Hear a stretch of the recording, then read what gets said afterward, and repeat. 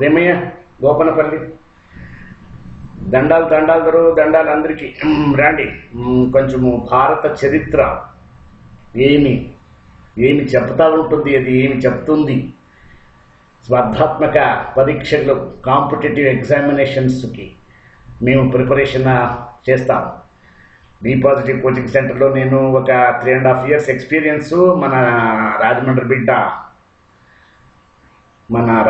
బిడ్డ సాయిరామ్ గారు చాలా నాకు సహాయం చేసినారు. వాళ్ళు టెక్నికల్ మైండే నాకు ఇప్పుడు తయారు చేసింది. ప్రెస్ పీపీటీస్ అంతా నేనే తీసుకొని ప్రిపేర్ చేస్తున్నాను మీకోసం. దండాలు నమస్కారములు. రండి, కలుస్తాం, డిస్కస్ చేస్తాం. స్పర్ధాత్మక పరీక్షకి మేము ఇప్పుడు తయారు చేసుకుందాం. What is history? ఏమి భారత చరిత్ర ఏం చెప్తా ఉంది? ఇంగ్లీష్లో చెప్తాను ఒకసారి స్టైల్గా.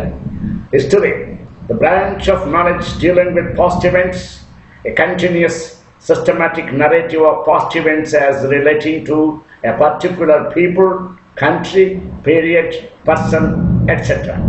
అంటే మన గురించి, రాజ్యాలు గురించి, సర్కారం గురించి అంతా చెప్పేది ఇది చరిత్ర. గతకాల వైభవమే చరిత్రము. ఈ చరిత్రలో ancient India, medieval India, modern India 3 ఉన్నాయి. దాంట్లో చరిత్ర పూట పరీక్షల కోసం మరియు అకాడమిక్ కోసం సిద్ధంగా ఉన్న మనకి అధ్యయనం యొక్క ఆకాంక్షకు ఆశావాదులు అర్థం చేసుకున్న తర్వాత చరిత్ర మరియు సంస్కృతి గురించి తెలుసుకోవడం సులభం. భారతీయ చరిత్రము 3 ప్రధాన మరియు ముఖ్యమైన 3 కాలముగా ఈ క్రింది విధంగా వర్గీకరించవచ్చు. మొదటది ప్రాచీన భారతం, రెండవది మధ్యయుగ భారతదేశం, మూడవది ఆధునిక భారతదేశం మనముండేది. ఇది గతకాల వైభవము చూపిస్తున్న ఒక భారతదేశము. అప్పుడు అపర సముద్రము, అరబ్బీ సముద్రం అంటారు కదా, ఇప్పుడు అది అపర సముద్రము. ఈ తట్టు పూర్వ సముద్రము. ఆంధ్రప్రదేశ్లో మీరందరూ ఉండేది పూర్వ సముద్రము, మేము కర్ణాటక వాళ్ళు ఉండేది అపర సముద్రము. ఇండియన్ హిస్టరీ క్రోనాలజీ ఈ ఉపఖండములో సంస్కృతులు మరియు నాగరికతలు ఉన్నందున భారతీయ చరిత్ర విదేశీయులతో చాలా మందికి ఆసక్తి కలిగించే అంశం. భారతదేశ చరిత్రను రాజకీయ, సాంస్కృతిక, మత లేదా ఆర్థిక అధిపతులను క్రింద అధ్యయనం చేయవచ్చు. ఇండియన్ హిస్టరీ క్రోనాలజీ కాలక్రమానుసారం భారతీయ చరిత్రను ప్రాచీన భారతదేశం, మధ్యయుగ భారతదేశం మరియు ఆధునిక భారతదేశం అని 3 కాలముగా వర్గీకరించవచ్చు. ప్రాచీన భారతదేశం క్రీస్తశక 700 పూర్వకాలం. భారత ఉపఖండములో 20 లక్షలు సంవత్సరాల 2 మిలియన్ సంవత్సరాల క్రింద ప్రోటో మానవుల హోమో ఎరెక్టస్ మరియు క్రిస్తపూర్వ 70,000 నుంచి హోమో సేపియన్స్ కార్యకలాపాల జరిగాయి, కానీ వారు స్వీకరిస్తారు. భారత ఉపఖండంలో మొదట నివాసులు నాగాస్ ఉన్నారు. ఈశాన్య భారతంలో సంతాల్స్ ఉన్నారు. తూర్పు భారతదేశం, భిల్స్ అనేది మధ్య భారతదేశంలో ఉన్నారు. గోండ్స్ అది కూడా మధ్య భారతదేశమే. తోడాసు దక్షిణ భారతదేశము వంటి గిరిజనులు కావచ్చు. వారిలో ఎక్కువ మంది మాట్లాడేవాళ్ళు ముండా మరియు గొండ్వి, పొంటి, ఆస్ట్రిచ్, పూర్వ ద్రావిడ భాషలు, ఈ అన్ని పాత భాషలండి. ఇప్పుడెంత అద్భుతమైన భాషలు ఉన్నాయి, కానీ అప్పుడు పాత భాషలు. ఇప్పుడు సైన్ నుంచి అలా పురాతన భారతదేశాన్ని పోలియోలిథిక్, మెసోలిథిక్, నియోలిథిక్, మరియు చాలోకోలిథిక్ కాలం వంటి ఇతర కళల క్రింద అధ్యయనం చేయవచ్చు. ప్రజలు ఉపయోగించిన రాయి, లోహ సాధనాల ఆధారంగా ఇవన్నీ మేము తెలుసుకోవాలి. పాలియోలిథిక్ కాలంలో క్రిస్తపూర్వ 2 మిలియన్, క్రిస్తపూర్వ 10,000. ఇప్పుడు అగ్నిసున్నవు రాయితో చేసిన ఉపకరణాలు, ఉష్ట్రపక్షి గుడ్లు, ఇవి అన్ని ఆధారాలు. ముఖ్యమైన పాలియోలిథిక్ సైట్లు భింబెట్కా మధ్యప్రదేశ్లో ఉంది, హన్సీ కర్నూలు గుహాలు, నర్మదా లోయ కర్నూలు గుహాలు ఉన్నాయి. అనంక నర్మదాలో పొత్నూరు మధ్యప్రదేశ్, కల్లడిగి బేసిన్, మెసోలిథిక్ కాలము క్రిస్తపూర్వ 10,000 to 8,000. ప్రధాన వాతావరణం జరిగింది.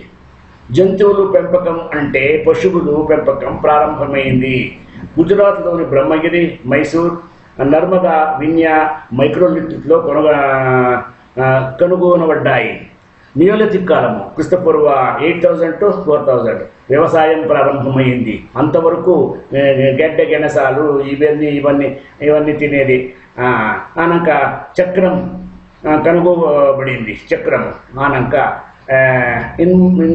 ఇదంతా ప్రారంభ గ్రామం. ముఖ్యమైన నియోలిథిక్ సైట్లు బర్మహం కాశ్మీర్లో ఉన్నాయి, గుగ్రాల్ కాశ్మీర్లో ఉన్నాయి, మహారాష్ట్ర పాకిస్తాన్లో ఉన్నాయి. ఇప్పుడు చిరాన్, బీహార్, దోజలి ఈ ముఖ్యమైన నియోలిథిక్ సైట్లు.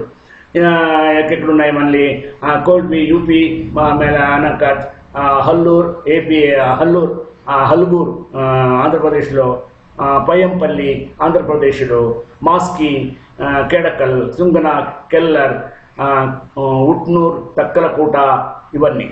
అనక చాల్కోలిథిక్ కాలంలో క్రిస్తపూర్వ 4,000 to 1,500. అది రాగి యుద్ధం కాస్యం యుగంలో భాగంగా పరిగణించవచ్చు. కాస్యం అంటే రాగి ప్లస్ టిన్. సింధులో నాగరిక బ్రహ్మగిరి, నవదాతోలి, నర్మదా ప్రాంతం, మైషాదులో బెంగాల్, వెస్ట్ బెంగాల్, చిరాండు, గంగా ప్రాంతం ఇవన్నీ. ఇనుపయుగం వేదకాలం మారేరా కంటే క్రిస్తపూర్వ 1600 to 600 ఇవన్నీ.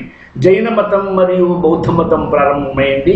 మహాజనపదాలు ఆనంక సింధులో తర్వాత ప్రధాన నాగరిక గంగా నది వచ్చి ఒడ్డున మగధ సామ్రాజ్యం, హర్యంకకుల బింబిసార, అనంక సిసుంగ రాజవంశం, అనంక నందా సామ్రాజ్యం, ఆనంక మహమ్మద్ నంద, ధననంద వీళ్ళందరూ వస్తారు.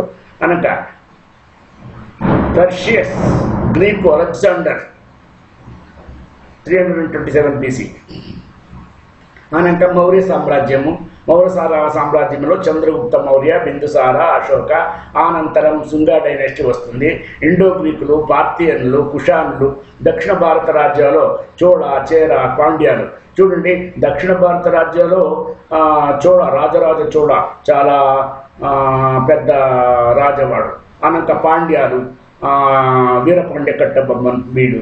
అనంక దక్షిణ భారత రాజ్యాలు. గుప్త సామ్రాజ్యము క్లాసికల్ పీరియడ్ అది. అనంక 8 క్రిస్తశక త్రైమాసిక పోరాటం. దెన్ ప్రతిహరస్ పాలస్ మరియు రాష్ట్రకూటాలు.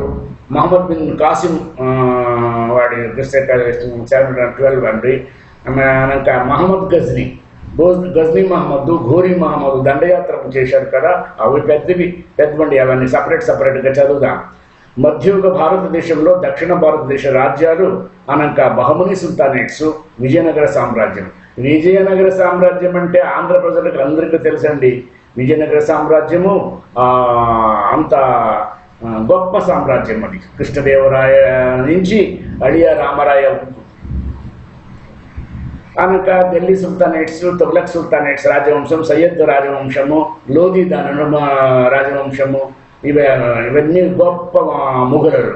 తరువాత మొఘలులు బాబర్లు నుంచి ఔరంగజేబు శక్తివంతమైన వారు. అందుకే దీనిని గొప్ప మొఘలులు అని చెప్తారు. గొప్ప మొఘలులు అంటే మొఘల్ సామ్రాజ్యము చాలా గొప్పది చరిత్రలో. ఉత్తర భారతదేశంలోని ఇతర రాజ్యాలు మరాఠాలు, సిక్కులు ఇవన్నీ. ఇప్పుడు మేము వస్తాం.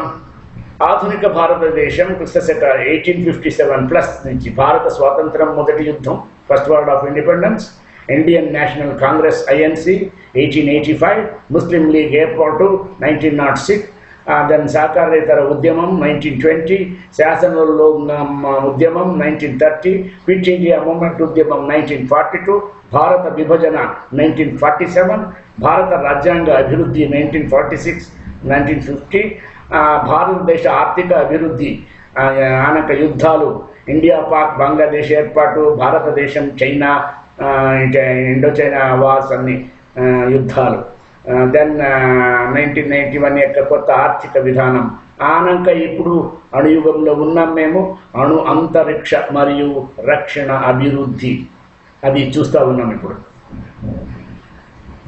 ధన్యవాదాలండి, మళ్ళీ కలుస్తాం. ఇదన్నీ just for the competitive examination. It is a narration. We should know some of the things. కొంచెం మేము తెలుసుకోవాలా. చాలా బయట చాలా వర్షం వస్తూ ఉందండి, అట్లా ఎలా ఉందో తెలియదు. మీకోసము ఈ history class. What is history? Once again I'm repeating. The branch of knowledge dealing with the past events, a continuous systematic narrative of past events as relating to a particular people, country, period, person, etc. ఇదండి గత వైభవమే చరిత్రము, భారతదేశ చరిత్రము. మళ్ళీ కలుస్తాం. నమస్కారాలు.